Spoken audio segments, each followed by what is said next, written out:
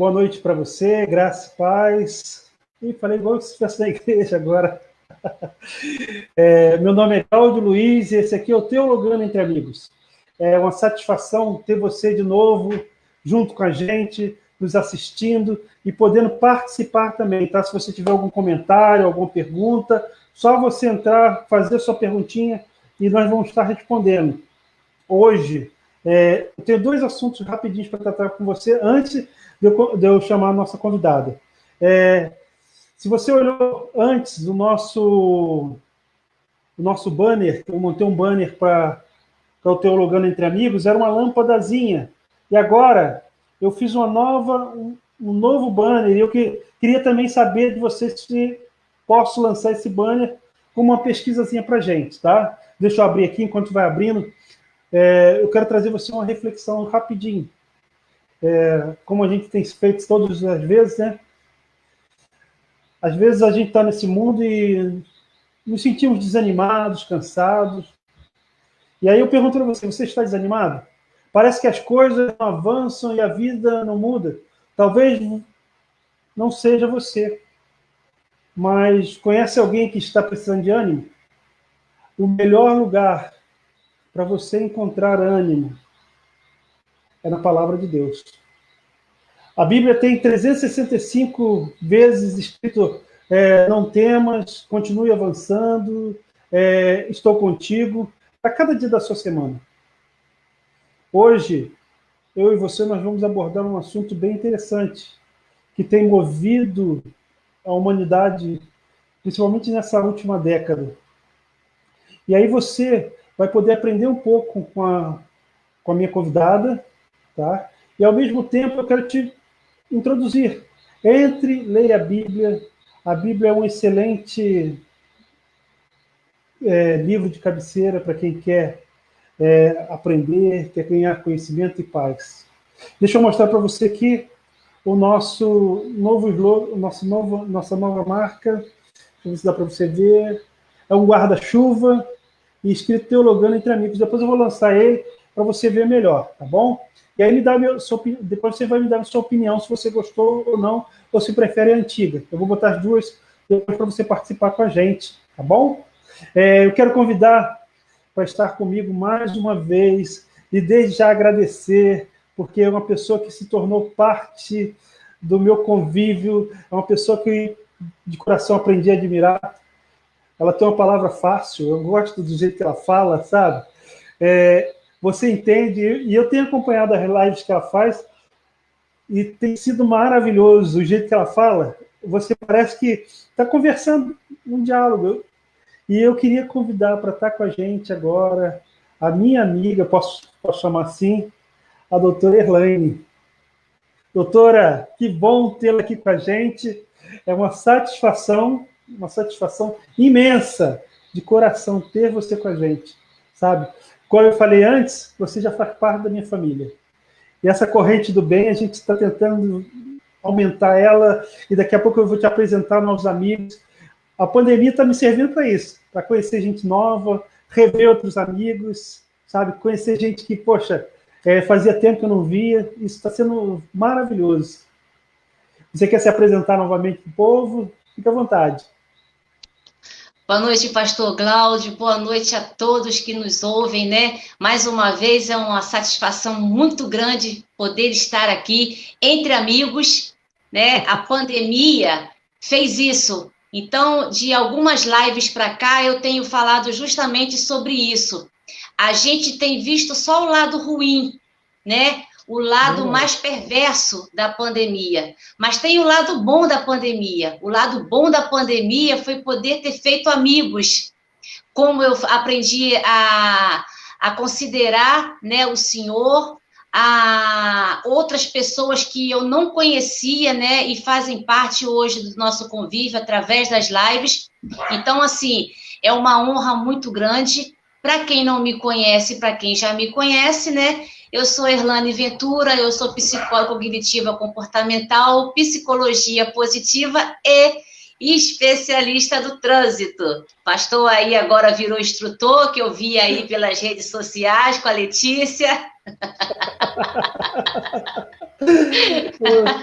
Você viu, né? E pior que ela dirige bem. Eu vi. Tá melhor do que eu quando começou. Tá aí. Sabe? Ela dirige muito. E uma coisa que a gente estava falando sobre essa questão de fazer novos amigos, e eu percebi com isso que o mundo ele é pequeno. Muito. A gente foi estreitando um pouquinho as ideias e viu que a gente tem laços, né, de amizades bem próximos. Para quem não sabe, eu vou revelar aqui, se ela me permitir, posso. A Erlane, ela trabalha em Santo Antônio de Pádua, onde o meu cunhado, que é radialista e trabalha na ação social da prefeitura, ele mora e trabalha também. Aí a gente conversando, ela falou, eu conheço. Aí eu falei, poxa, que legal, esse mundo é tão pequeno. Aí eu pensei numa questão. Um filósofo certa vez disse que o mundo ele só se torna grandioso quando nós nos trancamos em nós mesmos. Sabe? Quando a gente avança para conhecer, para se abrir para as pessoas, a gente percebe que o mundo não é tão grandioso assim. Ele é uma casinha pequena, uma pequena casa. E o senhor estava falando, pastor, agora no começo da sua reflexão, falando sobre se está achando que está difícil, né? Se você está cansado, se está tentando, se acha, né, que a vida está difícil.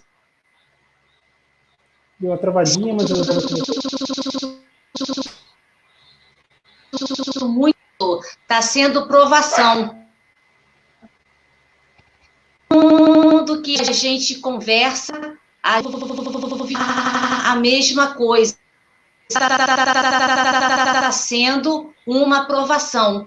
Então, assim, mais do que nunca, a palavra de ordem para essa pandemia é isso. Não desista, né? Está acabando, isso já está passando, a gente precisa confiar dessa forma e acreditar desse jeito, né? Que é assim, espera mais um pouco, só mais um pouquinho que as coisas, né, vão começar a acontecer. Então, é isso que tem movido, né, os nossos dias, né, as nossas emoções em relação a toda essa pandemia que está acontecendo. Eu achei interessante, a gente já vai entrar no tema, começou a pandemia, ano eu passado... não te ouço, pastor. Mas é aí que está você, é você que... Você. Entra e sai de novo. Eu não estou conseguindo ouvir ele. Enquanto ela vai arrumando lá, eu queria falar com você sobre isso. Ano passado eu consegui ler 5 livros. É uma média, eu acredito que até boa para brasileiro, principalmente. E esse ano, mesmo com a pandemia, até agora só estou conseguindo ler um livro. Mas só que esse livro está sendo muito estrutural para a minha caminhada. Eu até lancei ele há pouco tempo numa postagem que eu fiz, do Max Lucado, falando sobre esperança inabalável. Assim como a doutora falou, nós estamos vivendo um momento difícil, um momento turbulento, como você já sabe. Todas as mídias estão falando sobre isso. A vivência que você tem na sua caminhada, você vai perceber isso, que as pessoas elas estão, às vezes, entrando num certo desespero, uma certa tristeza, mas, ao mesmo tempo, como a doutora disse, doutora, voltei. Nós temos que ter esperança. Agora está me ouvindo? Sim. Sabe o que você me lembrou antes de você sair? Estava igual aquelas mixagens dos anos 80. Tudo. Eram as melhores. É verdade. Eu gostava muito. Lembrar do Faustão só acontece porque nós estamos ao vivo. Sim. Eu estava falando para o pessoal aqui que eu estou lendo um livro chamado Esperança Inabalável. Até uma queda, que ano passado eu consegui ler 5 livros, até agora só li 1. Mas esse Esperança Inabalável está servindo muito para mim poder perceber algumas coisas, olhar para outras de modo diferente. Sabe? E a leitura ela me ajuda muito na minha relaxar minha mente. Doutora, mas para a gente ganhar tempo agora, depressão. Faz uma síntesezinha do que é depressão para a gente. Muita gente sabe o que é, mas que tem, às vezes tem, mas não sabe o que é de fato. Quando a gente fala de depressão, a gente precisa entender que depressão é um transtorno mental. E quando a gente fala de transtornos, e a gente ouve muito falar em transtornos, né? Transtorno da ansiedade, transtorno bipolar, né? A gente precisa entender que o significado da palavra transtorno é incomodar, transtornar. Então, quando a gente tem um transtorno, a gente está dizendo que aquele transtorno, ele nos incomoda, ele transtorna, é algo que nos transtorna, nos deixa transtornados. E quando a gente fala da depressão, a gente precisa entender que a depressão, ela é uma doença que está sendo considerada, né, uma doença comum e que afeta negativamente como você pensa, age e sente. Pastor, a Organização Mundial da Saúde nos diz que até 2030 a depressão será a doença mais incapacitante do mundo. Nossa, é mesmo? A doença mais incapacitante. Quando a gente fala de afastamento por trabalho, a depressão é a maior causa de afastamentos de trabalho. Então, a gente precisa entender a seriedade, a gravidade. Hoje eu atendia uma mulher jovem com uma depressão em estágio já profundo. E ela dizia para mim assim, eu não vejo graça no sol, eu não vejo graça na vida, eu não enxergo graça mais nada nesse mundo. Eu já tentei tirar a minha vida várias vezes, mas graças a Deus eu não consegui. Então, a gente está falando de uma doença que ela é, no Brasil, 5,8% da população sofre com depressão. E esses dados são apresentados para a gente pela Organização Mundial da Saúde. Já existe, pastor, mais de 350 milhões de deprimidos em todo o planeta. Misericórdia. Deixa eu te fazer uma colocação. Eu sou evangélico desde muito jovem, né? E a igreja, antigamente, ela não entendia a depressão. Ela achava que era de cunho espiritual. E até pouco tempo se tratava como um cunho espiritual. E aí se descobriu, graças a vocês, né, psicólogos e pessoal que trabalha com a mente, se descobriu que é uma questão também física, hormonal. Genética. Genética, é. Genética porque também. Você percebe que às vezes a pessoa tem uma vida muito boa, uma vida tranquila, uma vida de fartura, mas ao mesmo tempo essa pessoa não consegue caminhar. Os dias parece que não tem, como você falou, não tem graça, né?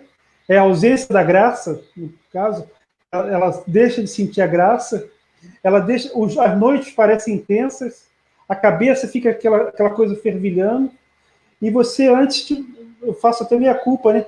Que você tinha no seio da igreja, dentro da igreja, uma mente que era fechada para esse tipo de assunto.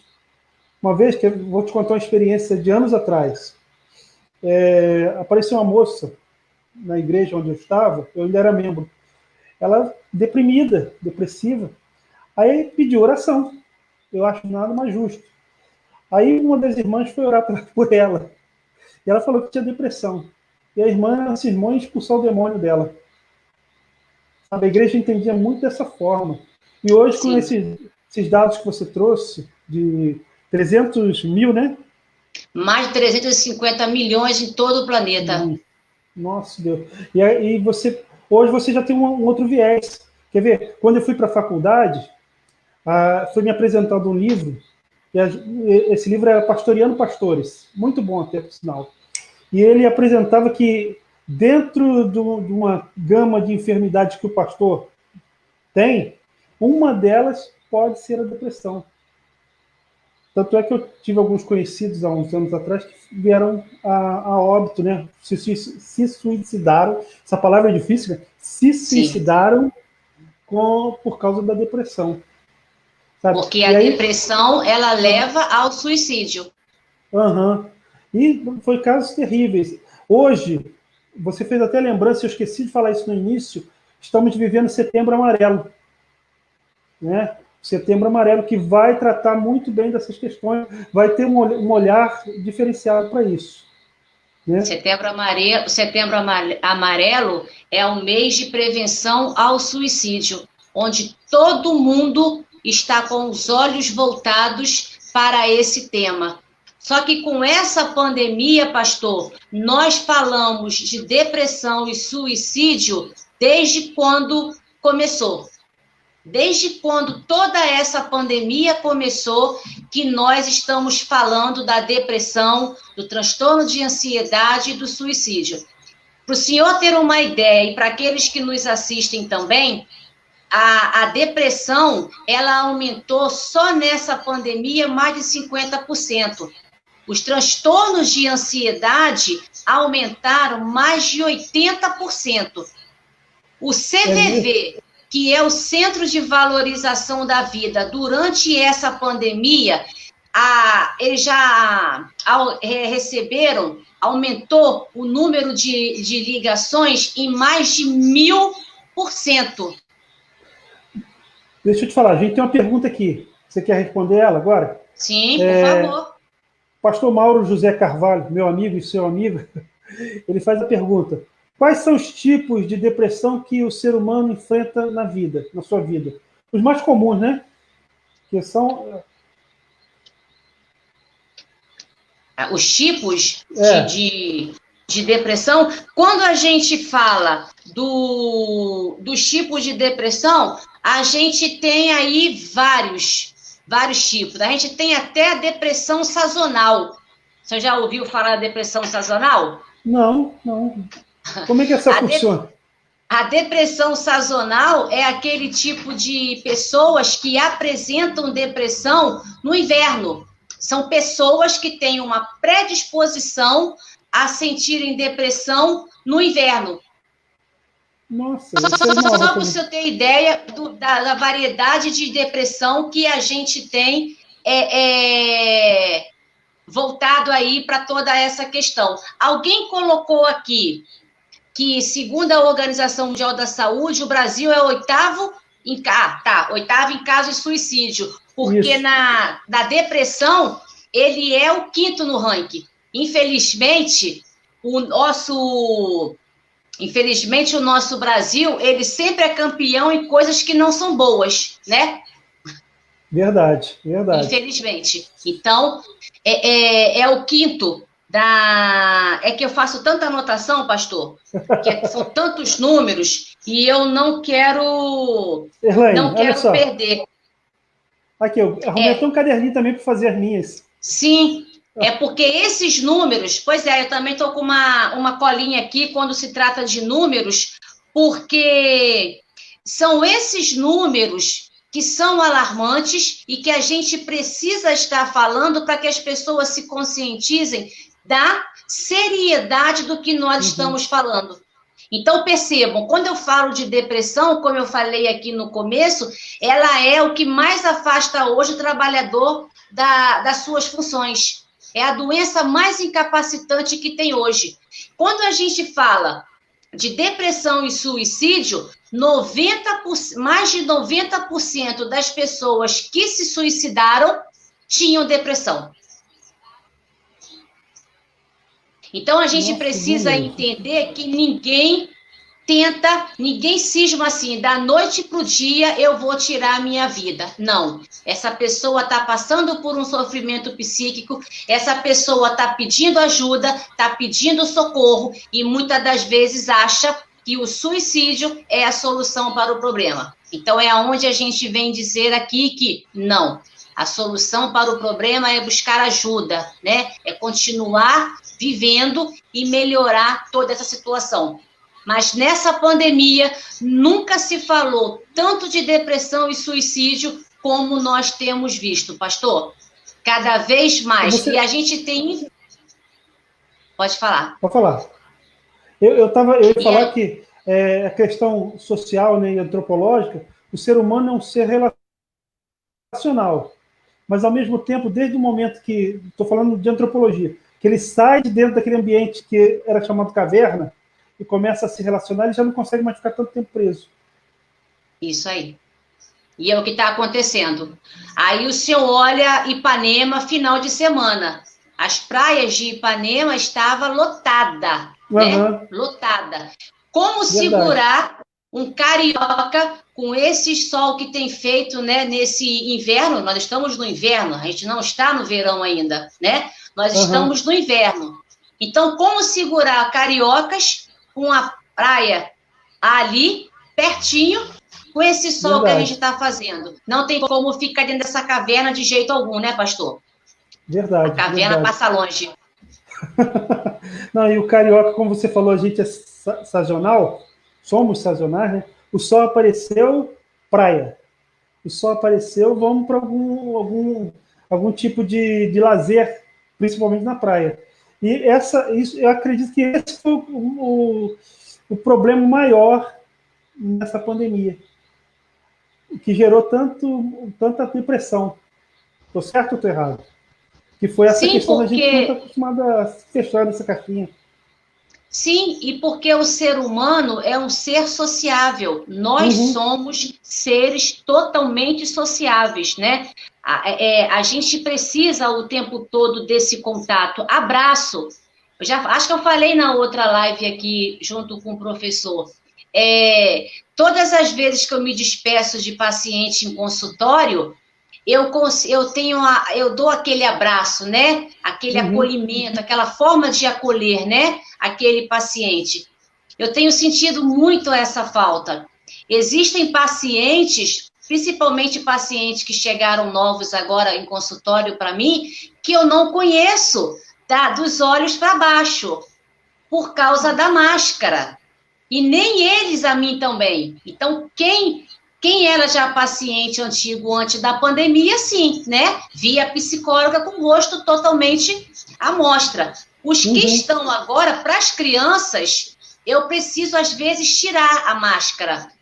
Então, quando é criança pequenininha que está vindo para mim, eu preciso tirar um pouco para eles verem o meu rosto, me conhecerem, né?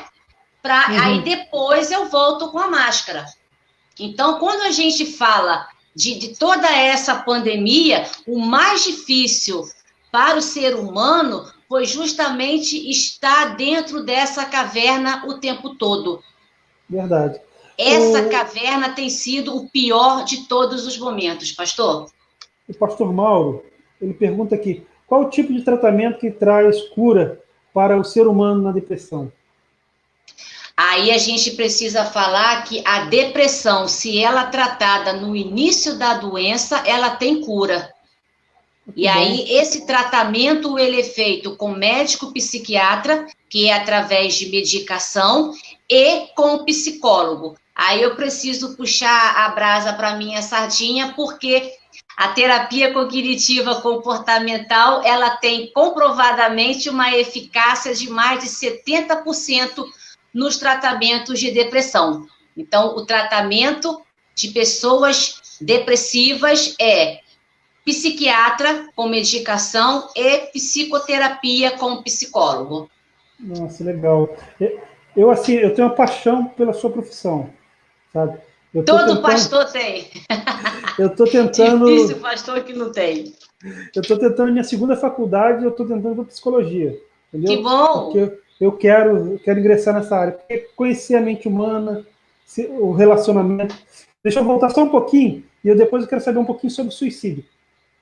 Você falou que terminava, abraçava as pessoas, né? Imagina pra gente. Eu sempre terminei os meus cultos, eu ia para a porta e dava um abraço, principalmente no domingo, e falava para ela assim, uma semana de vitória, uma semana de bênção, que o Senhor te abençoe, estendia a mão sobre a pessoa. Hoje, você já não tem mais esse contato. A gente, agora, só pela live, né? E quando a gente voltar aos cultos presenciais, que a gente ainda não voltou, nós vamos estar distantes, da mesma forma. Mas essa questão do latino, do ser social, vai me trazer a vontade de abraçar, sabe? Eu espero me conter. Eu espero me conter mesmo. Elaine. E aí, pastor, deixa eu só pegar um gancho na fala do senhor para as pessoas entenderem. E essa fala do senhor em relação a pastores, né, aos pastores e aos professores, os sentimentos têm sido muito parecidos. Qual é esse sentimento? Sentimento de solidão. Eu não sei se o senhor, por algum momento, sentiu isso. Estar solitário. Os professores, muitos professores com quem a gente tem conversado, né? Eu vou estar fazendo uma videoconferência semana que vem em uma escola aqui de Pádua com pais e alunos a semana inteira falando sobre a saúde emocional dos alunos e a orientação para os pais. Muitos professores têm relatado isso para mim, o sentimento de solidão, estar solitário atrás de uma câmera dando aula para essas crianças. Tem sido um sentimento muito ruim para eles, que eu acho que é o mesmo que vocês, pastores, têm sentido em relação também a essa questão de lives nessa pandemia. Eu fico assim, a gente faz a live no domingo, né? A gente se prepara para fazer as lives do domingo, que aqui a igreja a gente só faz as lives no domingo. Mas, ao mesmo tempo, você não tem a frieza, sabe? Você não vê o outro, porque a live é espelhada, você se vê na live, parece que você está falando para você mesmo. Fica essa questão frustrante, sabe? O que acontece muito é o feedback que a gente recebe, igual eu já falei com o pastor Mauro, a gente recebe feedback das pessoas, falando que, poxa, tem ouvido as lives e tem sentido a presença de Deus, mas assim mesmo não é a mesma coisa de estarmos juntos, sabe? Não é. E isso aconteceu com uma palavra que eu ouvi do senhor, né, falando, né, e conforta, pastor, conforta. A gente fica atrás de uma telinha, o senhor enquanto pastor, eu enquanto psicóloga, né, a gente fica atrás de uma tela falando, e às vezes quando termina a gente fala assim, será que alguém assistiu? Será que a gente está conseguindo alcançar? Mas depois as pessoas vêm até a gente, né? Pessoas que a gente nem conhece, mas que conhece alguém que nos conhece e fala assim, eu ouvi a mensagem daquele pastor, eu ouvi aquela psicóloga falando, aí a gente vai e fala assim, Deus, tá valendo, né? A gente está no caminho certo, então isso é muito bom, isso é muito bom. A palavra diz que a mensagem nunca volta vazia. Não, pastor, não volta. Vem sempre com alguma coisa de bônus, vou falar assim, de bônus para a gente. Você que lidar da mesma forma que eu com sentimento, com pessoas, quando a gente emite uma fala e essa fala vem da mesma forma, eu posso dizer que é dom espiritual, um ser psicólogo, você emite uma fala e ela está inspirada de Deus, inspirada por Deus. Porque você toca no profundo do coração de pessoas que você às vezes não conhece. Isso é muito legal. Deixa eu te fazer uma perguntinha minha agora. Dados da OMS. Aqui no Brasil, em 2013, foram quase 12 mil casos de suicídio. Quase 12 mil casos de suicídio. 2.000, deixa eu pegar minha colinha aqui, masculinos, 2.623. Não, perdão, 9.198 casos. Femininos, 2.623. E por que disso? O que leva pessoas... E aí eu sinto informar o senhor que esses dados aí, eles não são fidedignos, né? Não, eu acredito que não. Porque a gente tem uma subnotificação muito grande quando se trata de suicídio. Porque o que acontece? O suicídio, até os anos 80, e nós estamos falando aí, vamos botar aí uns 30 anos, até uns 30 anos atrás, a gente vinha com a questão de que não se deve falar sobre suicídio. Não se fala, não se deve falar. Isso. De 30 anos para cá, é aonde começamos a andar justamente do que isso fala. E o que eu quero dizer com isso? Que agora a gente tem dito assim, a gente precisa, sim, falar sobre o suicídio. Só que a gente precisa falar da maneira correta. A gente não está aqui glamourizando a palavra e nem o ato de se suicidar. Mas a gente precisa levar, né, a questão do suicídio, que cada vez mais tem aumentado. A cada 40 segundos, uma pessoa tira a vida no mundo. E quando eu falava isso nas escolas ano passado, para as crianças, que nós fizemos a campanha do Setembro Amarelo nas escolas, né, com o 36º Batalhão aqui de Pada, nas igrejas, eu falava com as crianças, prestaram atenção? 40 segundos, não são a cada 40 minutos. Então, nós estamos conversando aqui, tendo esse papo falando de depressão e suicídio. A 40 segundos, uma pessoa já tirou a sua própria vida. Então, quando a gente fala, o pior preconceito que a gente tem hoje é justamente não falar. A gente precisa falar, só que falar da maneira correta. Eu vou trazer um exemplo para o senhor e para quem está nos ouvindo, que vai entender bem. A gente, nos anos 80, né, 80 para 90, surgiu a questão da AIDS, não foi? Foi. Era outro tabu também. Verdade. Não se falava, né? Quando começou a campanha, justamente de prevenção, acabou com aquele estigma, começou a derrubar aquele estigma. A mesma coisa a gente precisa fazer em relação ao suicídio. Porque o que acontece? A primeira medida de prevenção que a gente precisa ter é justamente a educação, é educar, é ensinar, é de mostrar, pastor, que o suicídio, ele é passível de prevenção. Então, percebam, eu consigo prevenir o suicídio.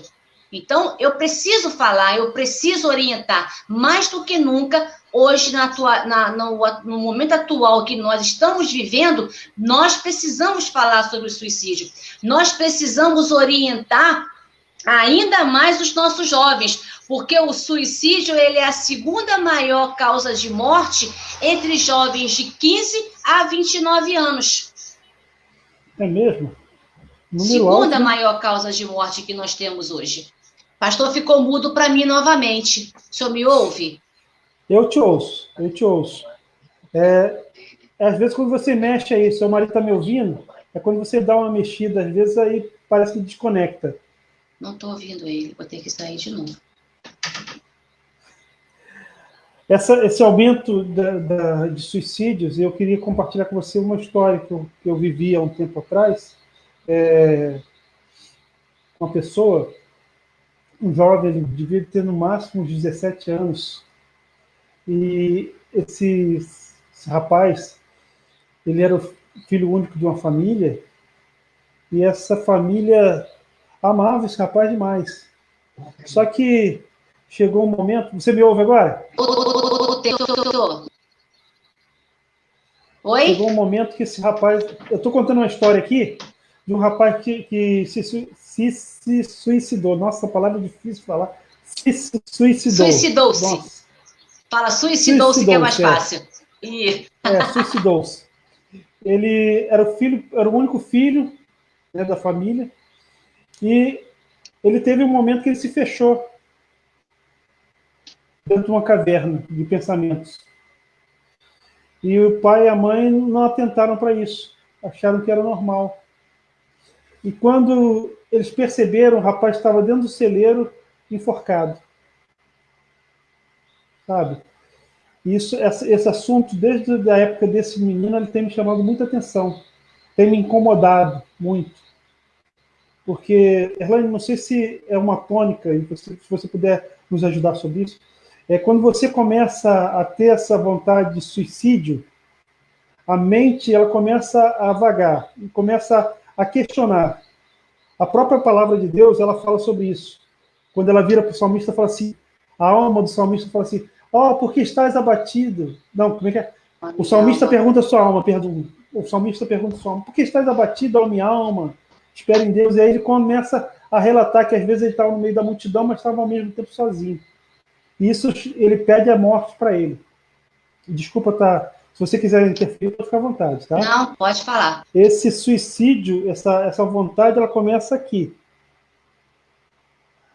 Um pensador, eu não estou me recordando qual agora, disse que o maior campo de batalha é esse, A a mente. mente. Onde você consegue viajar e onde você desenvolve diversos tipos de batalhas. Só para eu passar para você poder dar uma explicação, a Bíblia tem um caso que é muito interessante, de Elias. Uhum. Elias, num dia, era o cara que tinha derrubado centenas de homens, tinha parado, feito chover e tudo mais. No outro, ele estava fugindo para o deserto e depois se enfiando na caverna e pedindo a morte. Sabe? Tudo aqui. Essa oscilação. Hoje eu falava com uma paciente no consultório, pastor, deixa só eu fazer um parênteses aqui. Pode ficar à vontade. Apareceu agora? O meu marido está dizendo que não está aparecendo nem no Face do senhor e nem no meu, a nossa live. O senhor tem como conferir? Eu estou até com o meu aqui aberto. Tá aí, então? Tá, Tá, tá. né? Ah, então tá. Então é alguma coisa aqui com a gente, então. Obrigada, Eu botei pastor. até público também Tá. para Show, poder excelente. entrar, tá? Tá. Mas eu tô achando Então, também que tem pouca gente assistindo. não tá, aqui não, a gente não tá conseguindo ver. O pastor Mauro tá vendo a gente. Pois é, eu É. pensei nisso, que o pastor Mauro está interagindo, Aham. então está conseguindo ver. É. O seu Face aí é Face Life? Não, Face Life não, É o, acho é que o, não. é o tradicional, né? Porque É, se for o Life não dá para ver mesmo, não. Esse não, é o aplicativozinho. tradicional, é o tradicional. Tá. Mas aí o senhor falando da mente, né? A psicologia positiva diz que nós somos aquilo que pensamos. Uhum. A psicologia positiva fala isso pra gente. E hoje eu estava no consultório com uma paciente que está tratando depressão e ela está começando a ter aqueles ganhos, né, que a gente fala na terapia, né, de, o autoconhecimento, né, então, tendo esses ganhos, ela toma um remédio e ela disse que quando acorda, já acorda meio já com o humor balançado. E Uhum. aí ela toma logo o remédio e logo melhora. Aí ela virou para mim e falou assim: mas esse remédio é tão poderoso assim que logo que eu tomo ele, eu melhoro? Aí eu perguntei para ela: o que que você pensa sobre isso? Eu disse: não, eu acho que não. Eu falei: ou você está colocando toda a sua questão justamente no remédio. Aí ela Uhum. falou assim: esse remédio não é tão poderoso assim, não. Eu falei: pois é. Aí ela falou para mim assim: ela tem a mania de baixar a cabeça, ela disse para mim assim: mas doutora, a mente da gente faz isso? Eu falei: faz. Faz um pouquinho mais, mas Verdade. faz. Faz Verdade. justamente isso e mais um pouco. Porque a gente tem a visão errada de que todo o nosso comando do nosso corpo está justamente só da cabeça para baixo, do pescoço para Uhum. baixo. E a gente precisa entender que é essa caixa aqui, é essa máquina aqui que comanda todo o restante. E aí a gente Verdade. vai voltar para essa geração de hoje, né? Nada contra, porque eu também sou a geração saudável, participo e faço academia, mas muito preocupada com um corpo saudável, mas uma mente totalmente doente. Então é É, aquela questão: corpo são, mente sã. Mas infelizmente não é essa a realidade que nós estamos vivendo, hoje mais do que nunca.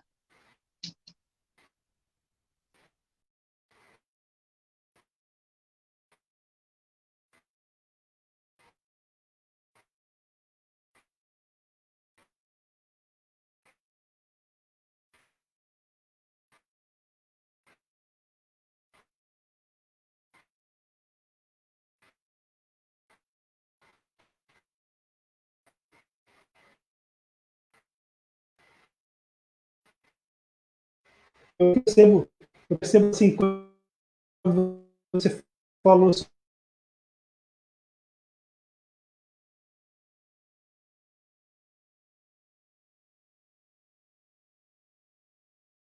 Voltamos. Agora, doutora Erlaine. Eu já levei cada tombo desse Facebook, pastor, ele me derruba e eu volto, levanto novamente. Não, a primeira vez, Erlaine, vou te confessar que a primeira vez que eu fiz uma live foi até com o Adão. O bom que foi com um amigo. Eu estava tão nervoso, fiquei tão assustado com esse negócio.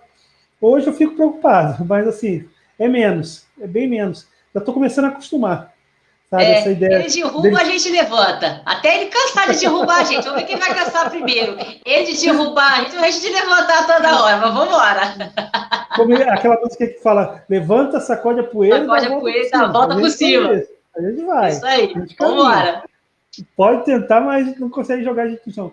Erlaine, eu estava falando aqui que a mente ela prega tantas peças, e eu já tive experiência com isso, que às vezes você está no local, você ouve a voz de uma pessoa que você já não vê há muito tempo, ou um vulto passando, e muitas pessoas até se assustam achando que é fantasma, que desculpa, tão religioso, mas o diabo está próximo, e é tudo aqui.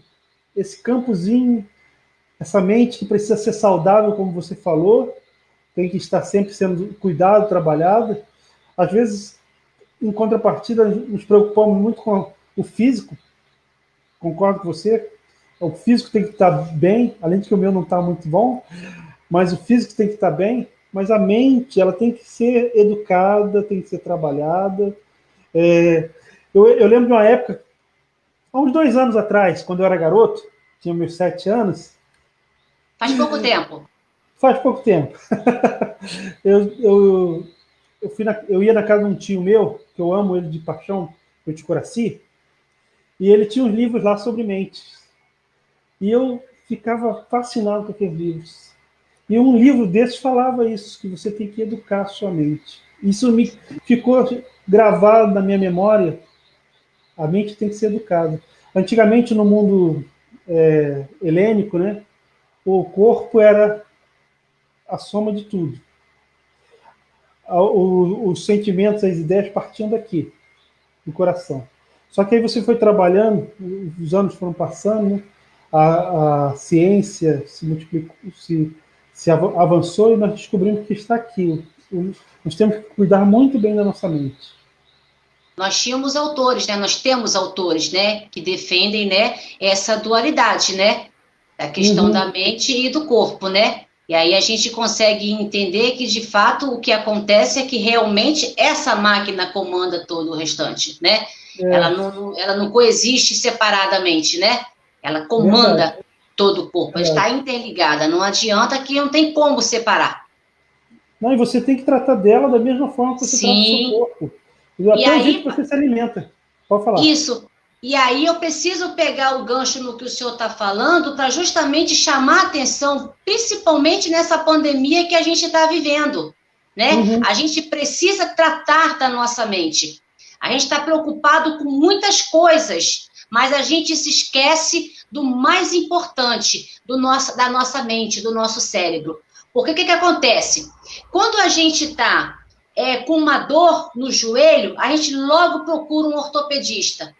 Se a gente está com algum problema na pele, a gente logo vai a um dermatologista. Mas quando a gente está com todo o problema aqui nessa caixinha, e eu escuto isso todos os dias de paciente, que só vai o quê? Adiando. Ah, não, isso é bobagem. É coisa da minha cabeça. Ah, eu estou inventando.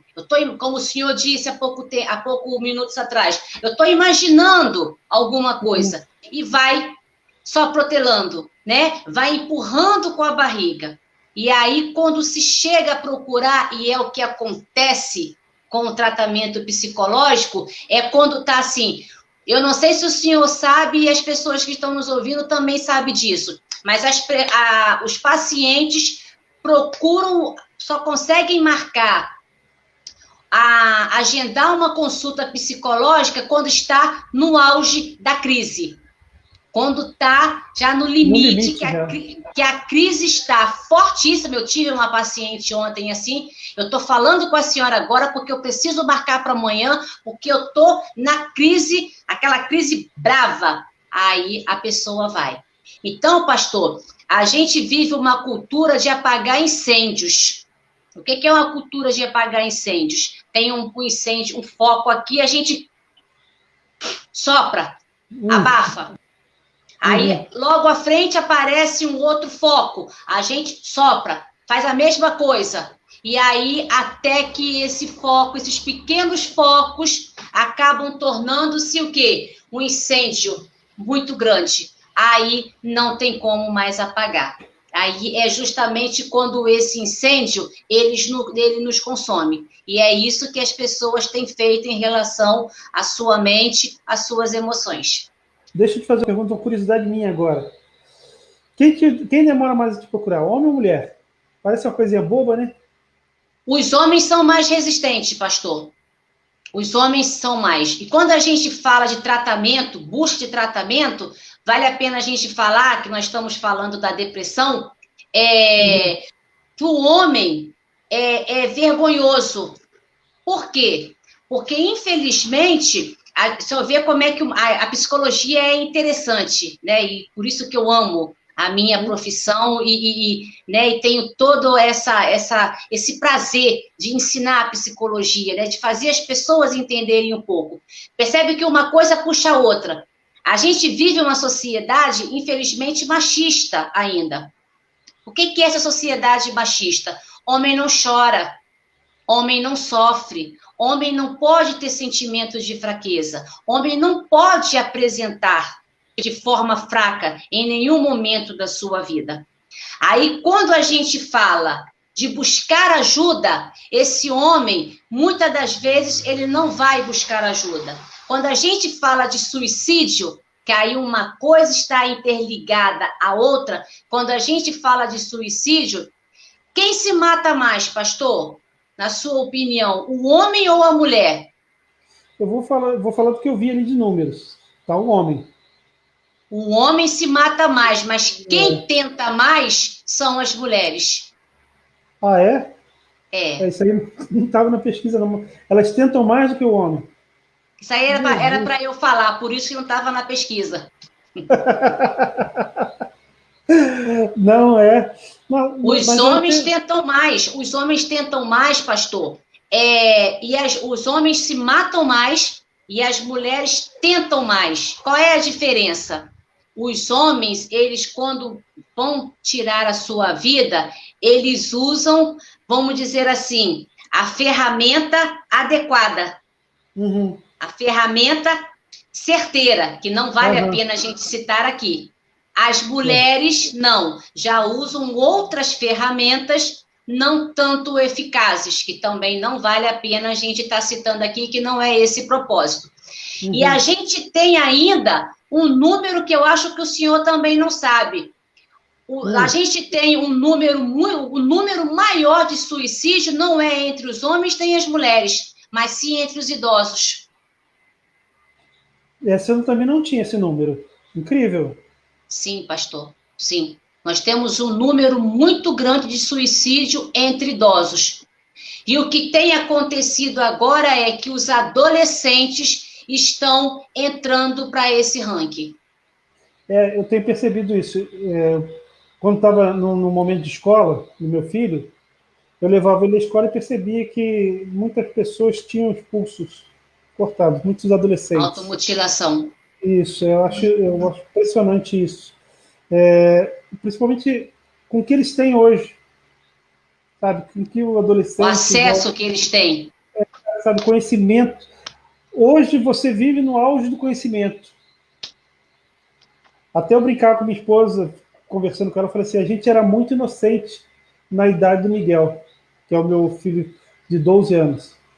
E hoje essa turma tem uma cabeça, conhece muito mais coisas, mas não entendem. Eu acho que é mais ou menos isso, conhece, mas não entendem. A ideia da inteligência, mas não tem a sabedoria. Aí eu posso acrescentar o que o senhor está falando com a psicologia? Pode, sempre. Sabe o que está acontecendo, pastor? E aí eu preciso chamar a atenção para os pais que estão nos ouvindo agora, que têm seus filhos, crianças e adolescentes, né? A gente está vivendo uma geração, pastor, que não está conseguindo e não estão sendo ensinadas a lidar com frustrações. Verdade. Nós estamos vivendo uma sociedade de que estão se criando adolescentes achando que eles podem tudo, que eles conseguem tudo e que nada na vida vai ser difícil para eles. Porque, infelizmente... Não, né? Sim. Já não existe mais não. Isso aí. Não existe o não, não existe o limite, não existem as regras.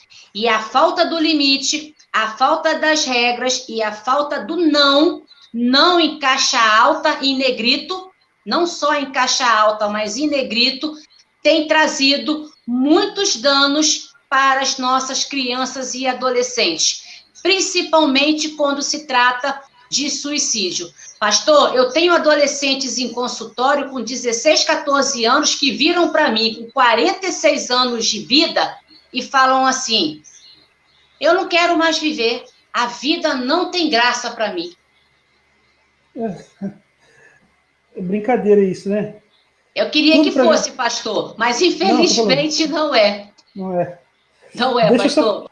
Deixa eu fazer só uma... Veio aqui na minha memória agora. Deixa eu antes falar aqui que a Olivia Deusa Barra, que é uma pessoa que eu gosto muito, foi a primeira esposa de pastor que eu tive quando eu era garoto. Eu vivia na casa dela. Ela está assistindo a gente e falou que está gostando muito e que está ouvindo e vendo. Eu ia falar do meu menino, de 3 anos. Eu percebi que ele estava muito pirracento. É só para ilustrar essa ideia sua. Ele estava muito pirracento. Aí a gente foi tentar descobrir o que estava acontecendo, né? E a gente viu que ele estava vendo um desenhozinho. Posso mencionar? Acho que eu vou mencionar. Pocoyo. Menciona para as pessoas, né, prestarem atenção, porque outras crianças podem assistir. Isso, Pocoyo. Ele tem um personagem lá que todas as vezes que é negado alguma coisa, ele faz pirraça. Ele bate o pé, pula e rejeita aquela ideia. E aí o que a gente fez? A gente deu uma cortada no Pocoyo. Entendeu? Olha, você não vai ver. E segurar a onda dele. Ó, não vai fazer mais isso. Eu estava vendo ali naquela pesquisa que eu fiz, né, que o autor aqui citou 5 casos de suicídio, né? A influência das séries de TV, como Pocoyo e outras séries mais, o impacto das redes sociais, Baleia Azul e outros mais que vêm por aí. Sim. Cadê? Redes sociais, do mundo digital, a falta de expectativa no futuro, que foi o que você falou, não tem mais. Conflitos relacionados à orientação sexual e a ausência de tratamento. Foram 2 coisas que você ressaltou bem, que é a ideia da falta de expectativa e a ausência de tratamento. A pessoa não procura tratamento. Porque 50 a 60% das pessoas que se suicidaram, pastor, nunca procuraram ajuda profissional. É verdade. Então, percebo que tem um dado muito grande. Uma daquelas pessoas que seu marido fez a propaganda acabou de entrar aqui. Ah, é? Viu? Mas saiu já saiu. Sim. Foi bom ter você aqui por um tempo. Desculpa ter te cortado. Perdão. Nada, que isso, pastor, fica à vontade. Mas 50 a 60% das pessoas que se suicidaram nunca buscaram tratamento, nunca buscaram ajuda.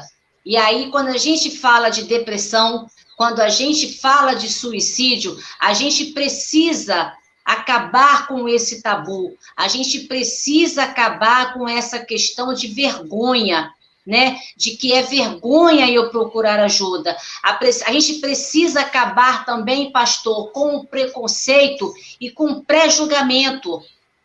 As pessoas julgam demais, as pessoas têm um preconceito muito grande, só que ninguém sabe a dor que é ter uma depressão. eu estava com um coleguinha de escola da minha filha aqui em casa no sábado, a mesma faixa etária dela, conversando. E aí eu não sei que assunto saiu que entrou nessa questão do suicídio. Ele dizia para mim assim, tem que ter muita covardia, né? É muita fraqueza. Eu falei, não, meu filho, é muita coragem. Porque para você tirar a sua própria vida, não é fraqueza, não. Você tem que ter muita coragem. Tem que estar sofrendo muito para você cogitar a ideia de tirar a sua própria vida. Aí ele ficou olhando assim, tia, é verdade, não é covardia não, né? Tem que ter coragem. Eu falei, sim, tem que ter coragem. Então, pastor, é essa visão errada que as pessoas têm hoje, quando se fala de transtornos psíquicos, né? Quando fala de distúrbios, de transtornos mentais, tem todo um tabu, tem toda uma questão de ser rotulados de maluco. Isso já melhorou muito, mas precisa melhorar muito ainda. A gente precisa evoluir muito ainda para as pessoas aceitarem. E a gente falava aqui dos homens de que buscar ajuda não é sinal de fraqueza. Buscar ajuda é sinônimo de que você quer melhorar, que você quer sair. E a pessoa que se encontra, né, pensando em tirar a própria vida, ela já tentou de tudo, mas ela não consegue. E, infelizmente, ela acha que a única solução para o problema é justamente tirar a sua própria vida. Então, essa live que a gente está fazendo aqui, as lives que eu vou fazer durante esse mês de setembro, eu estou com o mês praticamente todos os dias, menos final de semana, já todo marcado de lives. E graças a Deus por isso, porque quando entrou, acabando julho para agosto, eu falei aqui com o meu marido, o meu setembro amarelo, porque o meu mês do trânsito eu não consegui, né, fazer. E aí eu pensei assim, o meu setembro amarelo, não vou conseguir fazer. Pastor, a gente vai conseguir ainda fazer melhor, porque a gente não vai conseguir ir de escola em escola, nem em igreja, né, nem no batalhão, nem na Câmara Municipal, mas a gente vai conseguir aqui, através dessa telinha, passar essa mensagem de que o suicídio ele é passível de proteção, que se você está passando por algum problema, busque ajuda, peça ajuda, não se cale. A campanha do Setembro Amarelo desse ano é preciso agir. Então, essa é a hora. A gente precisa agir, a gente precisa derrubar esses números tão altos que a gente tem em relação ao suicídio em todo o mundo. Elaine, se eu te falar um negócio, a hora passou. Passou pastor. Não, assim, eu volto a dizer, pede até desculpa ao Dilson aí, eu gosto muito de ouvir você. Sou seu fã. Não precisa pedir desculpa a ele, não, ele deixa. Eu sou seu fã.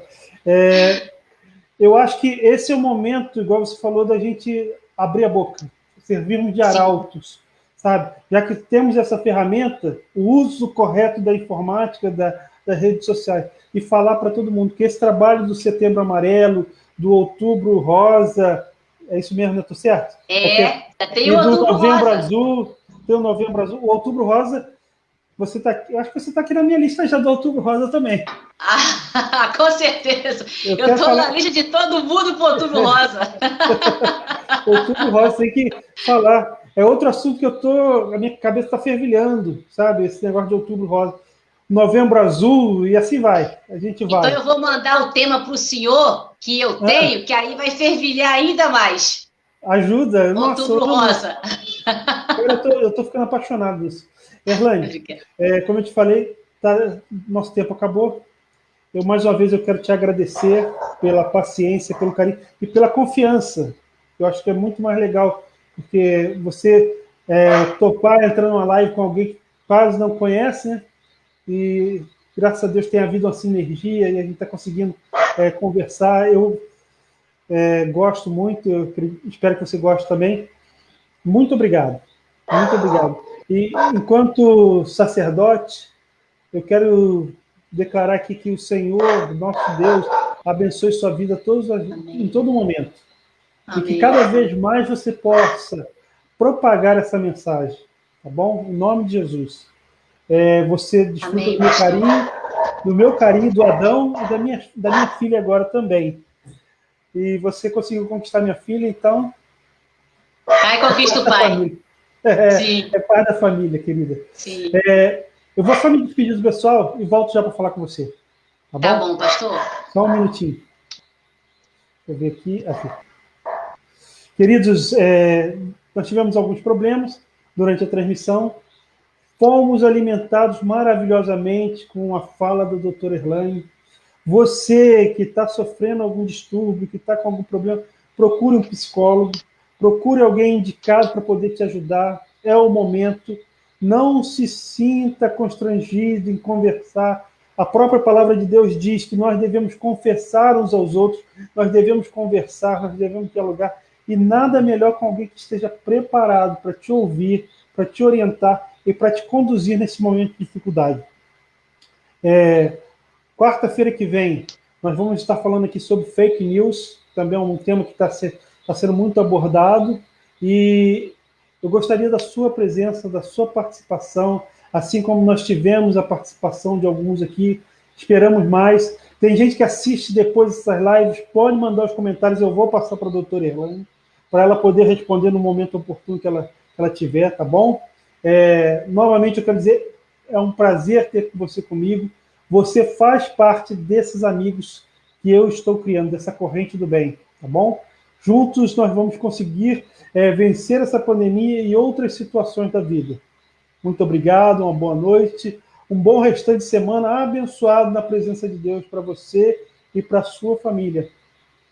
E como palavra, cuida da sua mente, tá bom? Cuide da sua mente. E aí você vai estar cuidando das pessoas que estão próximas a você também. Um forte abraço, um beijo no coração.